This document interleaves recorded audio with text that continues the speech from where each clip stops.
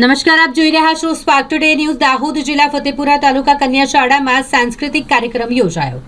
Dahod PTC colony તાલીમાર્થી બહેનોએ જેમાં સહયોગ આપ્યો. ફતેપુરા કન્યા શાળા ખાતે દાહોદની શેઠ શ્રી ગિરધારીલાલ શેઠ પીટીસી કોલેજની તાલીમાર્થી બહેનો દ્વારા સાંસ્કૃતિક કાર્યક્રમનું આયોજન કરવામાં આવ્યું હતું. આ તાલીમાર્થી બહેનો 7 દિવસ માટે શિક્ષણ કાર્ય લેવા શાળામાં આવી હતી અને શાળાની બાળાઓ તેમજ સ્ટાફ સાથે ઉત્સુક કામગીરી કરી.